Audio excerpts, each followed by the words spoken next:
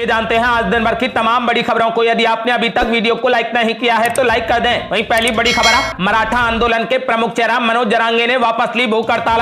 मुख्यमंत्री शिंदे ने खुद पहुंचकर पिलाया जूस। दरअसल महाराष्ट्र के मुख्यमंत्री एकनाथ शिंदे मराठा आरक्षण कार्यकर्ता मनोज जरांगे से मिलने के लिए गुरुवार को जालना पहुंचे। इसके बाद उन्होंने जरांगे को जूस पिलाकर उनकी भूख हड़ताल तोड़वाई। शिंदे ने दावा किया कि उनकी सरकार मराठा समुदाय के लिए आरक्षण की मांग को पूरा करने का प्रयास कर रही है। इसी के साथ मराठा आंदोलन खत्म हो गया है।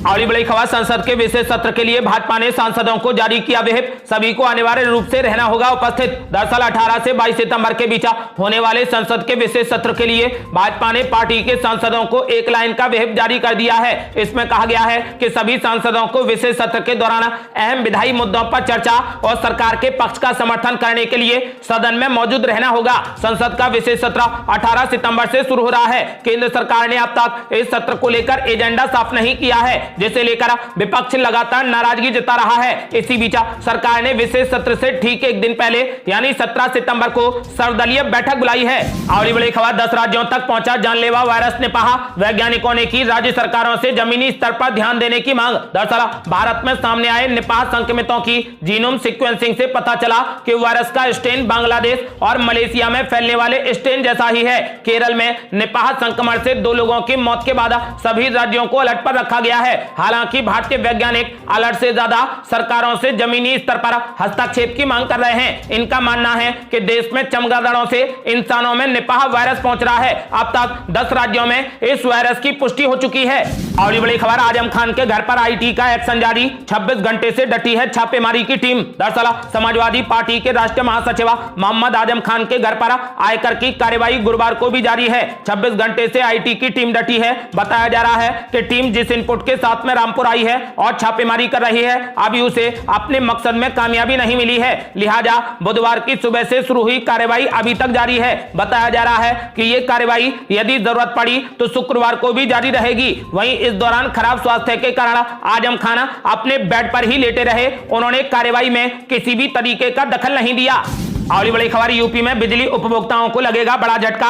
अब कनेक्शन लेना होगा और महंगा। दरअसल उत्तर प्रदेश पावर कॉर्पोरेशन ने नए बिजली कनेक्शन के लिए उपभोक्ता सामग्रियों को सम्मिलित करते हुए संशोधित cast data book Uttar Pradesh विद्युत नियामक आयोग में दाखिल कर दी है। नई बुक में उपभोक्ता सामग्रियों की दरों में 25 से 50% तक वृद्धि प्रस्तावित की गई है। उद्योगों और बड़े उपभोक्ताओं की सिक्योरिटी राशि में 100% से भी अधिक की वृद्धि प्रस्तावित की गई है। यदि ये दरें लागू हुई तो छोटे उपभोक्ताओं को बिजली का कनेक्शन लेने के खर्च में 25 से 30% तक तथा उद्योगों को कनेक्शन लेने के खर्च में 50% तक की वृद्धि हो जाएगी। अगली बड़ी खबर, बुजुर्गों की पेंशन से ज्यादा गायों के चारे पर खर्च कर रही यूपी सरकार। मवेशियों के भोजन पर बढ़ाया खर्च। दरअसल यूपी की सरकार बुजुर्गों की पेंशन से ज्यादा गायों के चारे पर खर्च कर रही है। राज्य के 2022-23 के बजट में 60 वर्ष से अधिक उम्र के गरीबों और बुजुर्ग लोगों को प्रतिमाह 1,000 रुपए की पेंशन आवंटित की गई। उन्हें कुल 6,069 करोड़ रुपए की राशि वितरित की गई। तो वहीं मुख्यमंत्री योगी आदित्यनाथ ने मवेशियों के भोजन पर दैनिक खर्च को मौजूदा 30 रुपए से बढ़ाकर 50 रुपए प्रति पशु करने की मंजूरी दे दी है, जो प्रतिमाह 1500 रुपए है। इन आंकड़ों से पता चलता है कि यूपी की सरकार बुजुर्गों की पेंशन से ज्यादा गायों के चारे पर खर्च कर रही है। अगली बड़ी खबर, सनातन धर्म पर बयानबाजी से नाराज संतों का हरिद्वार में लगा जमावड़ा। अखाड़ा परिषद में प्रस्ताव हुआ पास। दरअसल अखिल भारतीय अखाड़ा परिषद के अध्यक्ष रविंद्र पुरी ने कहा कि सनातन धर्म के खिलाफ विभिन्न लोगों की बयानबाजी राजनीतिक संकट है। वोट और ध्रुवीकरण की राजनीति है। सनातन सबसे प्राचीन धर्म है। जब तक सूर्य रहेगा तब तक सनातन रहेगा। ये बातें उन्होंने अखाड़ा परिषद की बैठक में कही हैं। बुधवार को अखिल भारतीय अखाड़ा परिषद की कनखल स्थित श्री पंचायती निर्मल अखाड़े में बैठक हुई। संतों ने बंद कमरे में करीब 2 घंटे बैठक के प्रस्तावों पर चर्चा की। बैठक के बाद अखिल भारतीय अखाड़ा परिषद के अध्यक्ष श्री महेंद्र रविंद्र पुरी ने कहा कि कर्नाटक और केरल के मंत्री सनातन धर्म पर बयानबाजी कर रहे हैं। अखाड़ा परिषद की बैठक में उन मंत्रियों के खिलाफ निंदा प्रस्ताव पास किया गया है। अगली बड़ी खबर, उत्तराखंड में 100 स्कूली लड़कियों के साथ की गई छेड़छाड़।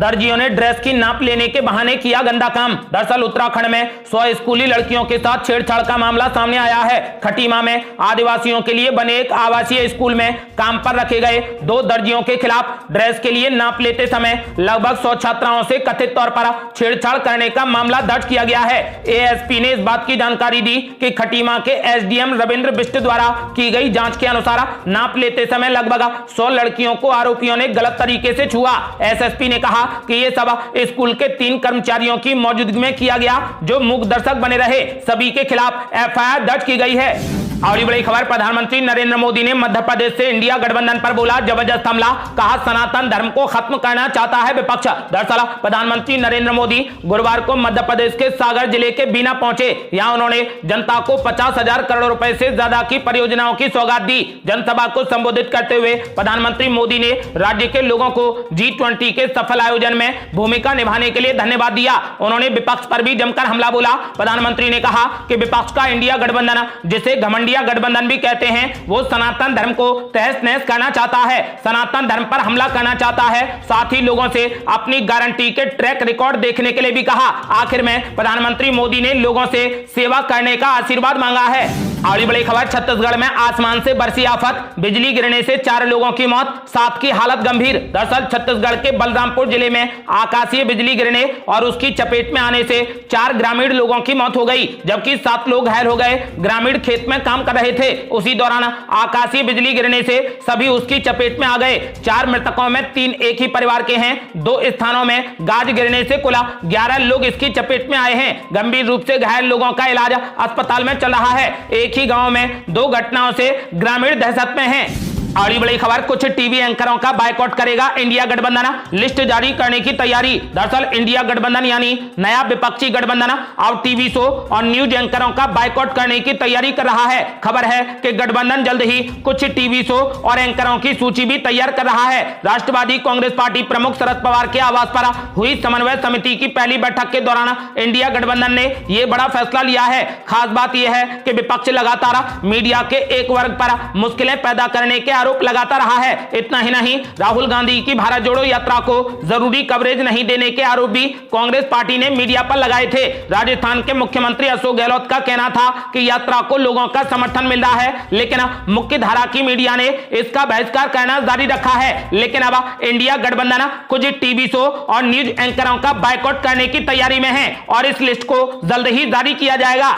अगली बड़ी खबर है, एंकर सुधीर चौधरी के खिलाफ कर्नाटक में एफआईआर, हिंदू मुस्लिम से जुड़ा है मामला। दरअसल पत्रकार सुधीर चौधरी के खिलाफ कर्नाटक पुलिस ने एफआईआर दर्ज की है। चौधरी पर आरोप है कि उन्होंने न्यूज चैनल पर एक कार्यक्रम के दौरान सांप्रदायिक सद्भावना के खिलाफ साजिश रचने का काम किया है। समूहों के बीच दुश्मनी बढ़ाने के आरोप में चौधरी के खिलाफ भारतीय दंड संहिता यानी आईपीसी की कई धाराओं के तहत यह मामला दर्ज किया गया है। आपको बता दें कि सुधीर चौधरी के खिलाफ राजधानी बेंगलुरु में एफआईआर दर्ज की गई है। एक मीडिया रिपोर्ट्स के मुताबिक एफआईआर में कहा गया है कि शो में यह दावा किया गया था कि स्कीम में गरीब हिंदुओं के साथ राज्य में अन्याय हुआ है। और बड़ी खबर, माफिया अतीक अहमद की पत्नी शाइस्ता परवीन के खिलाफ ईडी ने दाखिल की चार्जशीट, करीबियों की हो सकती है गिरफ्तारी। दरअसल माफिया अतीक अहमद और अशरफ शूटआउट के बाद अब माफिया के अवैध साम्राज्य पर ईडी की कार्रवाई तेज हो गई है। ईडी ने अतीक अहमद की पत्नी शाइस्ता परवीन के खिलाफ चार्जशीट दाखिल कर दी है। प्रवर्तन निदेशालय ने विवेचना लखनऊ ट्रांसफर होने से पहले यह चार्जशीट दाखिल की है। इसके साथ ही माफिया अतीक अहमद के खिलाफ दर्ज मनी लॉन्ड्रिंग केस में अन्य आरोपियों की अवैध संपत्ति की भी जांच जारी है। बता दें कि उमेश पाल और 2 सरकारी गनर हत्याकांड में नामजद माफिया अतीक की पत्नी शाइस्ता परवीन फरार है। उस पर प्रयागराज पुलिस ने 50,000 का इनाम भी घोषित कर रखा है। और बड़ी खबर, मुख्यमंत्री योगी आदित्यनाथ ने सनातन विरोधियों पर बोला जबरदस्त हमला। बोले उन्हें राम की परंपरा नहीं बल्कि सिर्फ विदेशी आक्रांता अच्छे लगते हैं। दरअसल यूपी के मुख्यमंत्री योगी आदित्यनाथ ने इंदौर में आयोजित एक कार्यक्रम के दौरान सनातन धर्म का विरोध करने वाले नेताओं पर जबरदस्त हमला बोला। उन्होंने कहा कि जो सनातन बाबर और औरंगजेब की तलवार से नहीं मिटा, उसे सत्ताजीवी क्या मिटा पाएंगे। उन्होंने ऐलान कर दिया है कि सनातन धर्म को कोई नहीं मिटा सकता। मुख्यमंत्री योगी आदित्यनाथ ने सनातन विरोधियों पर जबरदस्त हमला करते हुए कहा कि उन्हें राम की परंपरा नहीं बल्कि सिर्फ विदेशी आक्रांता ही अच्छे लगते हैं। और बड़ी खबर, जम्मू कश्मीर में कर्नल, मेजर और डीएसपी समेत 5 जवान शहीद, 1 जवान लापता। दरअसल जम्मू कश्मीर में शहीद हुए अफसरों के घर पर मातम पसरा है। अनंतनाग में सेना और पुलिस के 3 अफसर शहीद हो गए हैं। आतंकी मुठभेड़ में सेना के मेजर और कर्नल के अलावा जम्मू कश्मीर पुलिस के 1 डीएसपी भी शहीद हुए हैं। देश के लिए सर्वस्व न्यौछावर कर देने वाले इन अमर सपूतों की फैमिली पर देश गर्व कर रहा है। आपको बता दें कि जम्मू कश्मीर में कर्नल, मेजर और डीएसपी समेत 5 जवान शहीद हुए हैं, जबकि 1 जवान अभी तक लापता है। और बड़ी खबर, अब साल में 10 दिन बिना बस्ता के स्कूल जाएंगे बच्चे। नई शिक्षा नीति के तहत योगी सरकार ने लिया बड़ा फैसला। दरअसल बच्चों को पढ़ाई के प्रेशर से अब बड़ी राहत मिलेगी। उत्तर प्रदेश की योगी आदित्यनाथ सरकार ने नई राष्ट्रीय शिक्षा नीति को लागू करने के उद्देश्य से शिक्षा विभाग को नई नियमावली तैयार करने के निर्देश दिए हैं। इस नियमावली के तहत प्रदेश के स्कूलों में पढ़ाई के लिए नई समय सीमा निर्धारित की गई है। अब सप्ताह में केवल 29 घंटे ही कक्षाएं लगाई जाएंगी। सोमवार से शुक्रवार तक छात्रों को रोजाना 5 से 5.5 घंटे तक पढ़ाया जाएगा। महीने के 2 शनिवार को छात्रों की 2.5 घंटे की ही क्लास लगाई जाएगी और शेष 2 शनिवार को छुट्टी रहेगी। इसके अलावा आम विषयों की कक्षाओं का समय 45 मिनट से घटाकर 35 मिनट किया जाएगा। प्रमुख विषयों की कक्षा 50 मिनट तक चलेगी। इससे छात्रों पर पढ़ाई के साथ ही परीक्षा का दबाव भी कम होगा। आपको बता दें कि नई शिक्षा नीति के तहत वर्ष में अलग अलग तिथियों में कुल 10 दिन तक छात्रों को बिना बस्ते के आने की छूट मिलेगी। इन दिनों में छात्रों को मौखिक और प्रयोगों के जरिए पढ़ाया जाएगा। इससे उन्हें पढ़ाई के बोझ से राहत मिलेगी। और बड़ी खबर, केंद्र मंत्री नितिन गडकरी ने कर दिया बड़ा ऐलान। बोले, पराली से बने ईंधन पर चलेंगे हवाई जहाज, फाइटर जेट और हेलीकॉप्टर। दरअसल देश के ईंधन और प्रदूषण की समस्या को दूर करने के लिए पराली से ईंधन तैयार हो रहा है। आने वाले समय में इसका उपयोग बड़े स्तर पर किया जाएगा। केंद्र मंत्री नितिन गडकरी ने कहा कि कुछ सालों में पराली से ईंधन का उपयोग कमर्शियल हवाई जहाज, फाइटर जेट और हेलीकॉप्टर में किया जाएगा। नितिन गडकरी ने ऐलान किया है कि आने वाले कुछ ही सालों में किसानों द्वारा तैयार किए गए ईंधन से वाहन से लेकर फाइटर जेट तक चलाए जाएंगे। और बड़ी खबर, अब यूपी से लोकसभा का चुनाव लड़ सकते हैं कांग्रेस अध्यक्ष मल्लिकार्जुन खड़गे। इस सीट पर चर्चा हुई तेज। दरअसल लोकसभा चुनाव 2024 से पहले यूपी की सियासत में इस बात को लेकर चर्चा तेज हो गई है कि राष्ट्रीय अध्यक्ष मल्लिकार्जुन खड़गे इस बार यूपी की किसी सीट से चुनाव लड़ सकते हैं। माना जा रहा है कि कांग्रेस यूपी की बाराबंकी या फिर इटावा सीट से मल्लिकार्जुन खड़गे को मैदान में उतार सकती है। मल्लिकार्जुन खड़गे कांग्रेस का सबसे बड़ा दलित चेहरा भी हैं। इसीलिए अगर वो यहां से चुनाव लड़ते हैं तो उम्मीद है कि कांग्रेस पार्टी की पकड़ दलित वोटरों के बीच में मजबूत होगी। ये थी अब तक की बेहद बड़ी खबरें। रोजाना की ताजा खबरों को जानने और हमसे जुड़ने के लिए चैनल को लाल बटन दबाकर सब्सक्राइब करें और घंटी बटन भी दबा दें। जल्दी मिलते हैं बड़ी अपडेट के साथ। तब तक के लिए जय हिंद, जय भारत।